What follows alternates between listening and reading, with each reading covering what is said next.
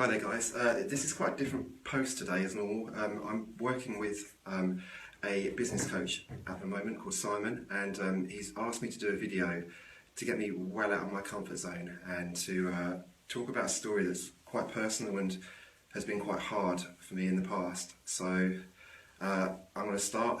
My story starts in about 2000 and it's probably, in fact it is the hardest thing that I've ever had to deal with in my life. Okay, so year 2000, we moved to a small village in Suffolk called Glemsford with my parents, my mum and dad. My dad had recently retired. Both me and my mum were pretty fit, both playing quite high level tennis at the local clubs, in gyms, gym every day, stuff like that. So yeah, we were in a pretty good place in this lovely house.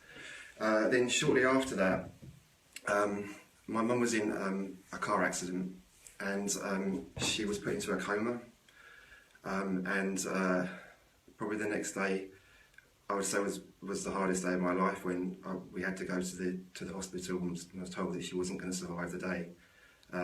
That still sticks in my head, and I don't quite know how I've ever got over that day, to be honest, because it's so hard. From that day onwards, life obviously was very, very different. You know, my dad, I loved him to bits, but he was working in London for 15, 16 hours a day, and I never really got to talk to him. So after that happened, we kind of found ourselves wandering the streets in this little village, not talking to each other because we didn't know really what to say to each other. For hours, just walking the streets, trying to work out why it was us, why was she taken away from us?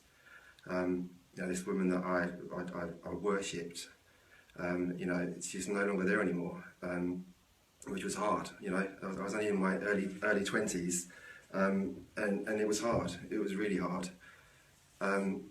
After that, so we moved, sold the house. I moved into a flat in Colchester.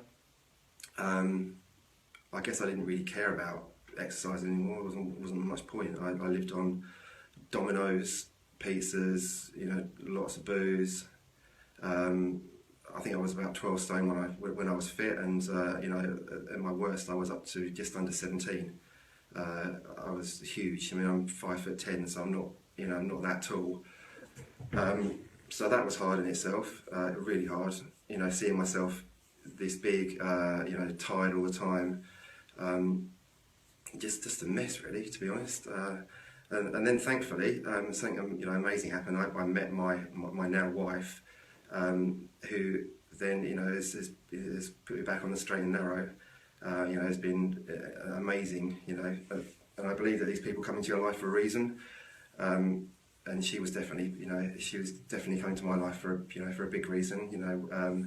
From there onwards, I decided that enough was enough. I saw a picture of myself, and I just looked a mess. So I decided to join the local gym, and then realised actually that everything in the gym now had kind of changed. It wasn't all about running for hours on end and doing this and that. I met up with the two trainers in there, which are actually really good friends of mine now.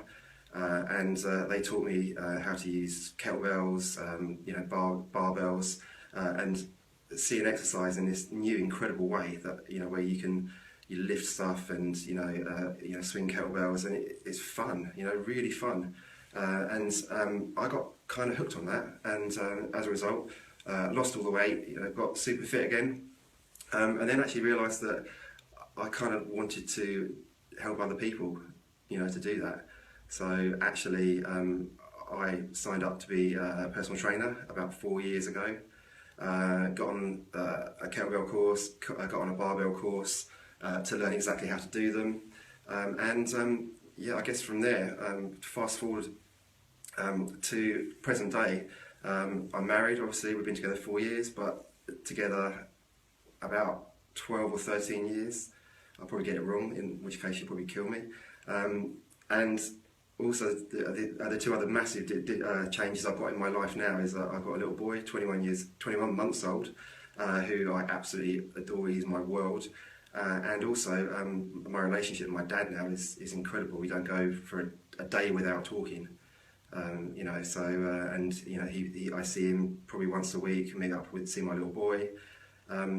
So I guess, guys, I guess the three things that I wanted to kind of get across in this video, and it's been hard talking about it, are, you know, people, you lose people. When you lose someone in your life that's very close to you, you are in the depths of hell. You know, there's no two ways about it.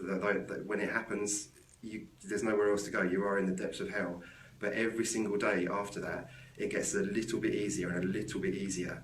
Obviously, you never ever want to get over, you know, someone. You would never do. You know, I never want to forget my mum. But right now, where I am, it's been a long time, and I feel that I'm quite happy now. And you know, there are times when things make me cry, but you know, I feel in quite a good place at the moment. I guess the other 2 points as well that I want to like bring up are, I believe that people come into your life for a reason, and I definitely believe that my wife came into my life at that point in time for a reason. And also the last thing as well is, I think that if you've got a way of getting of feeling good about yourself, I found it through exercise. You know, I found getting into a gym and throwing a weight around if I was down, or if I needed to get an escape. That for me was the biggest thing, you know, that I could do. I didn't want to, you know, sit into a pub, in a pub and drown my sorrows. There was just no point. So if there's a way of you getting